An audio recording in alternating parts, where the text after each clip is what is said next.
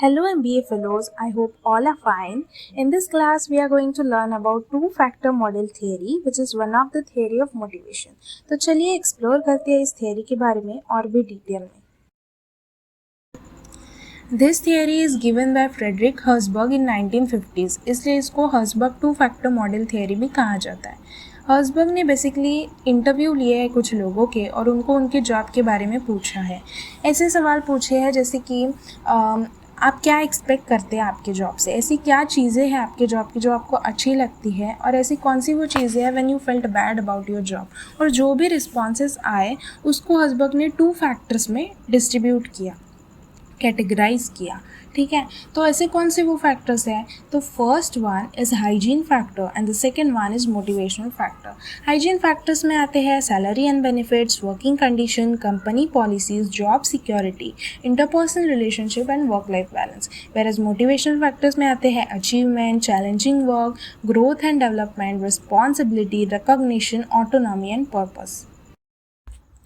So what are hygiene factors and what are motivational factors. तो ये समझने के लिए सबसे पहले हम एग्जांपल देखेंगे. सपोज़ एक ऑर्गेनाइजेशन है और वहाँ पे ड्रिंकिंग वाटर फैसिलिटीज़ है, जैसे वाटर कूलर या वाटर प्यूरीफायर होते हैं. तो क्या ये चीज़ मोटिवेट करेगी एम्प्लॉयज़ को वहाँ पे आके काम करने के लिए? No, it's not a motivational factor. But अगर वही फैसिलिटी अगर ऑफिस में नहीं है, ड्रिंकिंग वाटर फैसिलिटी अगर ऑफिस में नहीं है, तो क्या होगा?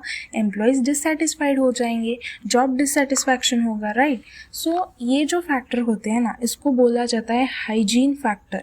ये जैसे कि और एग्जांपल लेके हाइजीन फैक्टर्स का, तो जैसे पेमेंट है, कंपनी की पॉलिसीज़, वर्किंग कंडीशन कैसी है, सबऑर्डिनेट्स के साथ रिलेशनशिप जिसको हम इंटरपर्सनल रिलेशनशिप बोलते हैं, राइट, वो कैसा है. ये सारी चीज़ें अगर मेंटेन की जाएगी तो क्या होगा? जॉब डिससेटिस्फैक्शन एलिमिनेट हो जाएगा. But it would not guarantee motivation, it will not bring motivation to people. तो मोटिवेशन कैसे आएगा? तो मोटिवेशनल फैक्टर्स से. ऐसे कौन से फैक्टर्स है जो मोटिवेट करेंगे? तो अचीवमेंट है, मतलब कोई एम्प्लॉय कुछ अचीव कर लेता है या फिर उसको कोई रिकग्निशन मिल जाती है ऑर्गेनाइजेशन में, या कोई चैलेंजिंग रोल या रिस्पॉन्सिबिलिटी दी जाती है, तो that will motivate him. And those factor will come under the motivational factors which are related to the work. Hygiene factors are related to the work environment, whereas motivational factors are related to the work itself.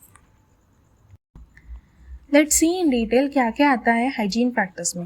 तो पहला है salary and benefits. Yes, salary is not a motivational factor, it is a hygiene factor. क्योंकि employ काम करता है, उसको उसके बदले में पेमेंट मिलता है, सैलरी मिलती है. So it's not going to motivate him in long term. Next one is working condition. Working condition में आता है कि वर्क प्लेस का एनवायरनमेंट कैसा है, बराबर टेम्परेचर है, लाइटिंग है, नॉइज लेवल्स किस तरह के है, राइट. अगर ये चीज़ मेंटेन नहीं करेगी तो जॉब डिससेटिस्फैक्शन होगा. Next is company policies. किस तरह की पॉलिसीज है? अटेंडेंस के, वैकेशंस के, राइट, परफॉर्मेंस इवैल्यूएशन के, राइट, ये भी चीज़ इफेक्ट करती है. Next one is interpersonal relationship. इसमें क्या आता है कि आपका मैनेजर के साथ, कलीग्स के साथ, सुपरवाइजर्स के साथ किस तरह का आपने कनेक्शन रखा है, रिलेशनशिप रखा है, राइट. अगर ये सही से मेंटेन नहीं है तो again there is dissatisfaction. Next is job security. Job security है तो एम्प्लॉय का स्ट्रेस लेवल कम रहेगा. Work life balance. Employee work के साथ साथ अपने फैमिली के रिस्पॉन्सिबिलिटी और फैमिली को भी टाइम दे पा रहा है या नहीं. अगर नहीं दे पा रहा तो again there is a job dissatisfaction. तो ये सारी चीज़ें, ये सारी जो फैक्टर्स हैं, इसको बोला जाता है हाइजीन फैक्टर्स. और ये अगर मेंटेन नहीं किए गए तो there will be job dissatisfaction. So इनको मेंटेन करना ज़रूरी है. अब देखते हैं मोटिवेशनल फैक्टर्स में क्या क्या आता है. तो फर्स्ट है अचीवमेंट. एम्प्लॉयज़ कब मोटिवेटेड फील करेंगे? जब वो कुछ अचीव करेंगे, जैसे कि कोई गोल या कोई टारगेट उनको दिया है ऑर्गेनाइजेशन ने, और जब वो उसको अचीव करते हैं so they will feel motivated to work there. Next है चैलेंजिंग वर्क. अगर उनको कोई चैलेंजिंग वर्क या कोई प्रॉब्लम दिया जाता है सॉल्व करने, and they are asked to use their skills, their knowledge to solve that problem, then they will feel motivated to work there. Next है growth and development. Employees कब motivated feel करेंगे? जब उनको नया नया कुछ सीखने मिल रहा है, कुछ न्यू स्किल्स सीखने मिल रहे हैं, कुछ चैलेंजेस मिल रहे हैं, ट्रेनिंग प्रोग्राम्स है, मेंटरशिप है, प्रमोशन हो रहा है उनका, then they will feel motivated. Next है responsibility.